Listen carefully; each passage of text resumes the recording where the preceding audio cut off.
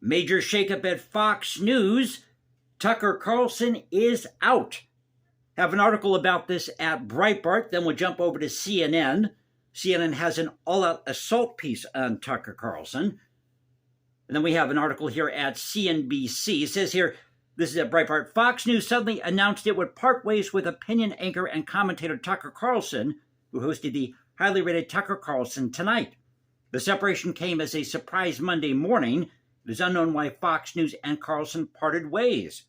Oh, I don't know, maybe this has something to do with the Dominion lawsuit. $787.5 million, that's what they settled for. Quote, Fox News Media and Tucker Carlson have agreed to part ways, the press release read. We thank him for his service to the network and as a host, and prior to that, as a contributor.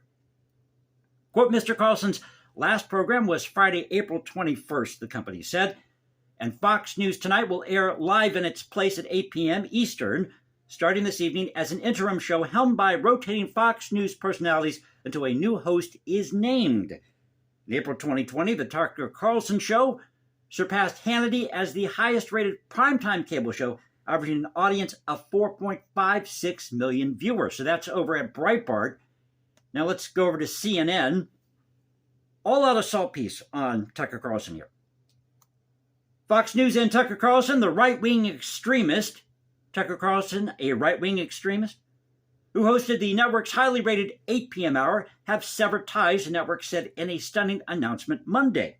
Monday's shocking announcement that Fox had parted ways with Carlson appeared to come abruptly. Just prior to the network's announcement, Fox had been promoting on its air a Monday night interview by Carlson with GOP presidential candidate Vivek Ramaswamy, and on Carlson's Friday show, he concluded the program saying, we'll be back Monday. Well, obviously not, because they're going to replace you tonight with Fox News Tonight at 8 p.m. Eastern. The announcement came 1 week after Fox News settled a monster defamation lawsuit with Dominion Voting Systems. Fox News said that Carlson's last show was Friday, April 21st. So here's where they go after Tucker Carlson. They say that he is a top promoter of conspiracy theories and radical rhetoric. CNN, show me all these conspiracy theories and radical rhetoric that he was spewing on his show.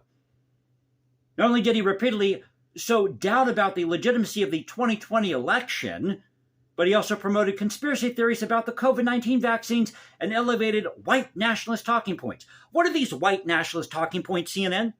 Notice how the media throws out all these terms? Xenophobia, homophobia, white nationalism, but they can't define it. Jonathan Greenblatt, the head of the Anti-Defamation League, praised Fox News' decision, saying, quote, it's about time and that for far too long, Tucker Carlson has used his primetime show to spew anti-Semitic, racist, xenophobic, and anti-LGBTQ hate to millions. Where's the evidence of this? Where did Tucker Carlson spew anti-Semitic, racist, xenophobic, and anti-LGBTQ hate to millions of his viewers? They talk about him being a conspiracy theorist. Tucker Carlson was a key figure in Dominion Voting Systems' mammoth defamation lawsuit against Fox News, which the parties settled last week on the brink of trial for a historic $787.5 million settlement. In some ways, Carlson played an outsized role in the litigation. Only one of the 20 allegedly defamatory Fox broadcasts mentioned in the lawsuit came from Carlson's top-rated show. But as CNN exclusively reported, you see, CNN's got the scoop on this.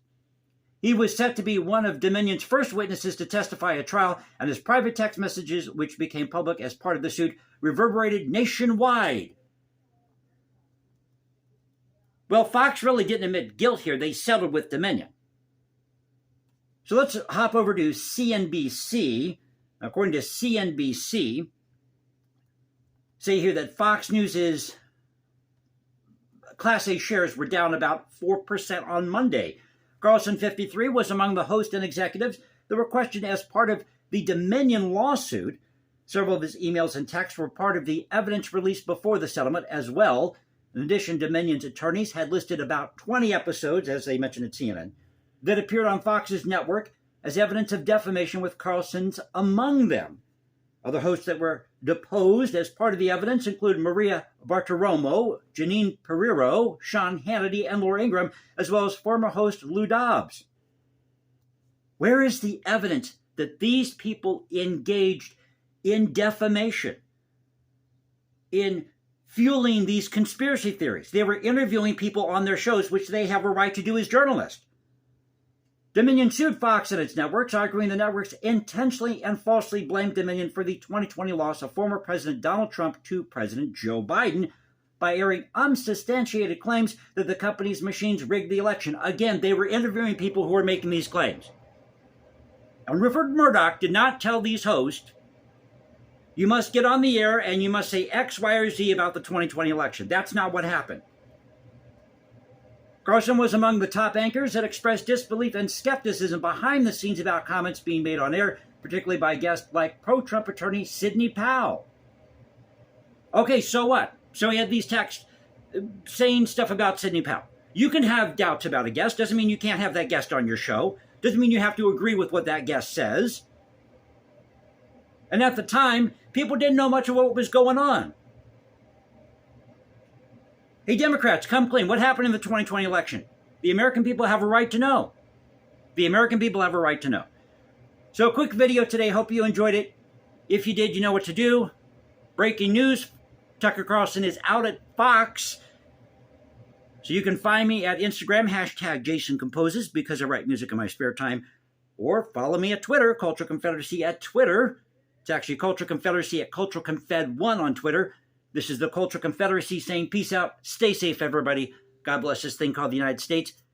And you know how we do it here. This is where the past crashes with the present. Catch you next time.